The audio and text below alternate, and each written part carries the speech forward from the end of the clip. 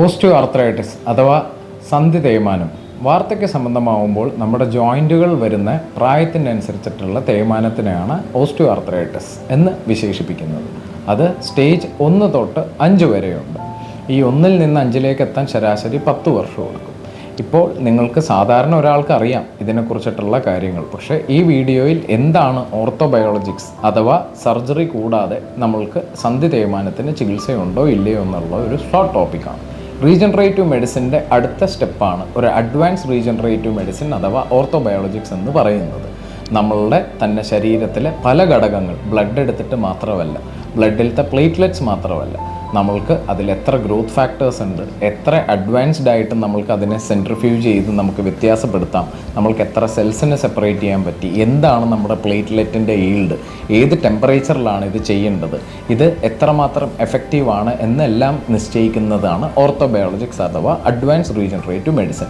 ഇത് ബ്ലഡ് എടുത്തിട്ട് മാത്രമല്ല, നമ്മുടെ മജ്ജ, ബോൺ മാരോ, അല്ലാന്നുണ്ടെങ്കിൽ നമ്മൾക്ക് അഡിപ്പോസ് ടിഷ്യൂ, നമ്മുടെ കൊഴുപ്പ്, ഇതെടുത്തിട്ടെല്ലാം ചെയ്യുന്ന പലതരത്തിലുള്ള രീതികളുമുണ്ട്. ഇതിൽ സ്റ്റേജ് അനുസരിച്ചിട്ടാണ് ഇതിലേതാണ് പേഷ്യൻറ്റിന് ചെയ്യേണ്ടത്.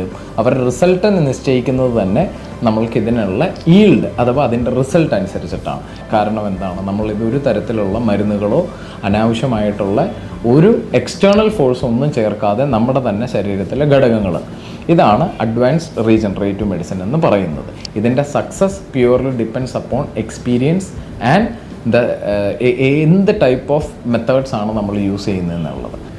ഈ ഓർത്തോബയോളജിക്സിൽ ഏത് സ്റ്റേജിൽ ഏത് ടൈപ്പ് ഓഫ് ട്രീറ്റ്മെൻ്റ് ആണ് ചെയ്യേണ്ടതെന്നുള്ളതുണ്ട്. സ്റ്റേജ് 1 to 3 നമ്മൾക്ക് സാധാരണ ബ്ലഡ് എടുത്തിട്ട് ചെയ്യാം. ഈ സ്റ്റേജ് 4 and 5 ആണെങ്കിൽ അഡ്വാൻസ്ഡ്, ഒന്നുമില്ലെങ്കിൽ നമ്മൾക്ക് ബോൺ മാരോ കോൺസെൻട്രേറ്റ് അല്ലെങ്കിൽ അഡിപ്പോസ് ടിഷ്യൂ ചെയ്യുമ്പോഴാണ് നമ്മൾക്ക് ഏറ്റവും നല്ല റിസൾട്ട് കണ്ടുവരുന്നത്. അപ്പോൾ നമ്മൾക്കിതിൽ ചെയ്യുന്നത് എത്രമാത്രം എഫക്റ്റീവാണ് കാര്യങ്ങൾ എന്നുള്ളത് ഒരു പേഷ്യൻറ്റിനെ കാണുകയും അവരുടെ എക്സ്റേ ഡീറ്റെയിൽസ് കണ്ടാലാണ് നമ്മൾക്ക് കുറച്ചും കൂടി അറിയാം. നമ്മൾക്ക് സാധാരണ റീജൻ കെയറിൽ ചെയ്യുന്ന ദൂരെ നിന്നുള്ള പേഷ്യൻസാണ്. അവർ നമ്മൾക്ക് വാട്സാപ്പിലൂടെ നമ്മൾക്ക് അവരുടെ എക്സ്റേ അയച്ച് തരികയാണെങ്കിൽ നമ്മളത് നോക്കിയിട്ട് ഏത് സ്റ്റേജാണോ അവർക്ക് എത്രമാത്രം എഫക്റ്റീവ് ആണെന്ന് നമ്മൾക്ക് തിരിച്ച് കമ്മ്യൂണിക്കേറ്റ് ചെയ്യാൻ പറ്റുന്നതായിരിക്കും. അല്ലെങ്കിൽ നമുക്ക് ഓൺലൈൻ കൺസൾട്ടേഷനിലൂടെ ആ പേഷ്യൻറ്റിനെ നമുക്ക് ഗൈഡ് ചെയ്യാൻ പറ്റുന്നതായിരിക്കും. കൂടുതൽ വിവരങ്ങൾക്കായി കോൺടാക്റ്റ് ചെയ്യും.